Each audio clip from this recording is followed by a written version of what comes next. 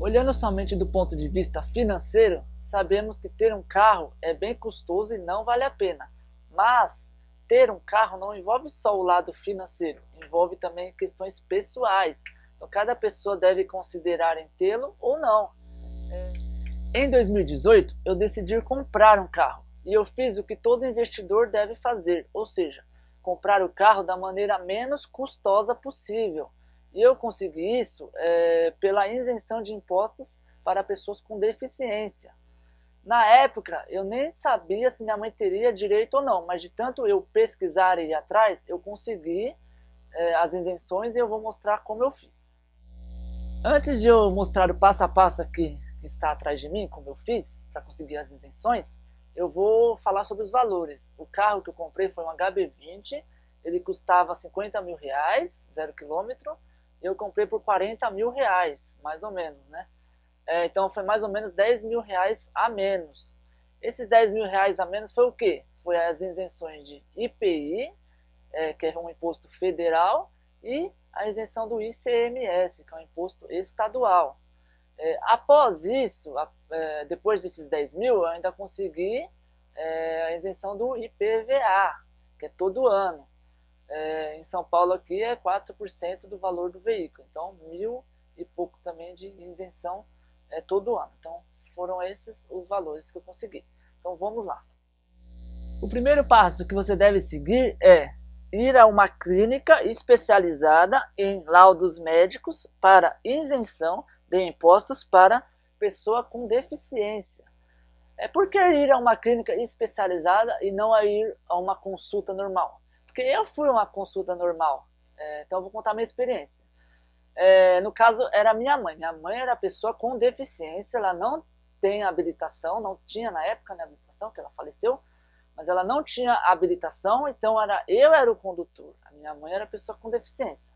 Então nós fomos a uma consulta normal, num médico normal, pedimos para ele preencher o laudo mostrando a redução da mobilidade que minha mãe tinha, né? Lembrando que deficiência, tem vários tipos de deficiência. Da minha mãe era uma redução de mobilidade ali na perna. Mas o médico não se sentiu confortável em preencher esse laudo apontando o CID, que é o Código Internacional de Doenças. Ele não quis fazer esse laudo, então não resolveu. Por isso que depois eu fui a uma clínica especializada, conforme eu indiquei aqui, e a clínica já está acostumada a fazer esses laudos, identificar se a pessoa tem mesmo ou não a deficiência, e o laudo é preenchido, né? O médico não vai ficar com medo ou não, porque ele sabe da responsabilidade dele e sabe analisar melhor. Então é por isso que eu fiz essa recomendação. Então vamos lá, esse primeiro passo que eu falei, ele é o mais importante, porque é o laudo médico. Sem o laudo médico você não consegue nada, você não consegue as outras isenções.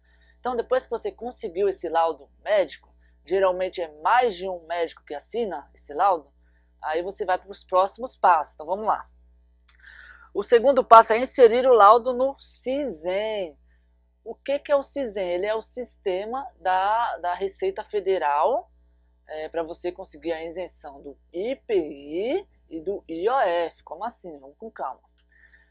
O IPI e o IOF são impostos federais. Então, você precisa inserir esses laudos nesse sistema da Receita Federal. O IPI é o Imposto sobre Produtos Industrializados. O IOF é Imposto sobre Operações Financeiras. Então, se só vai fazer sentido você fazer a isenção, solicitar a isenção do IOF, se você for fazer um financiamento do carro.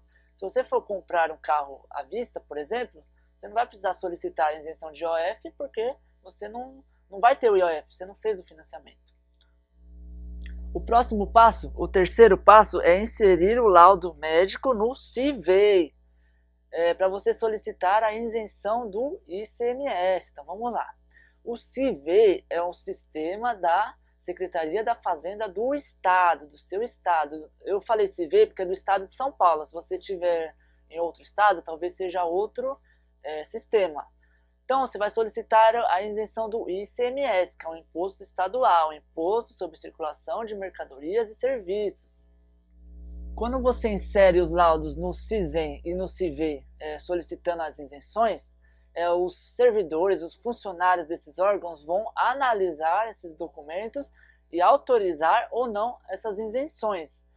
Então, quando eles autorizam, lá no sistema você vai ter acesso a uma autorização mesmo, carta de autorização de isenção de impostos. Então você, em mãos com essas cartas, você vai para o próximo passo. Então vamos lá, o próximo passo, o quarto, é apresentar na concessionária a autorização das isenções. Então você vai estar com a autorização de isenção do IPI, do IOF, e com a autorização de isenção do ICMS, apresentando na concessionária, falando, ó, eu tenho direito à isenção, para ela fazer o trâmite lá com desconto. E o laudo médico também você vai ter que apresentar na concessionária e outros documentos que ela pedir. Então o carro vai ser fabricado após disso do zero, vai ser fabricado, você vai ter que esperar um período para o carro sair, geralmente dura em média 6 meses. Assim que o carro for fabricado, a concessionária vai entrar em contato com você e vai enviar a nota fiscal. Aí é o momento de solicitar a isenção do IPVA, que é o quinto passo aqui. Então você vai entrar no CIVEI, no caso do estado de São Paulo é o CIVEI, no seu estado pode ser outro sistema. Então você tem até 30 dias da data de emissão da nota fiscal para solicitar essa isenção. Então a nota fiscal tem uma data de emissão, então você tem até 30 dias dessa data para fazer essa solicitação. Assim que emplacar o carro, você já pode solicitar a isenção do rodízio no site da prefeitura. No caso de São Paulo, aqui o rodízio no centro expandido ali, a solicitação é no site da prefeitura. Os passos já acabaram, mas eu vou falar algumas considerações importantes sobre o vídeo. Então vamos lá, os links de que eu falei vão estar aí embaixo para vocês visualizarem. A outra questão é que eu não sou especialista em solicitar essas isenções de impostos para pessoas com deficiência. Especialistas são os despachantes.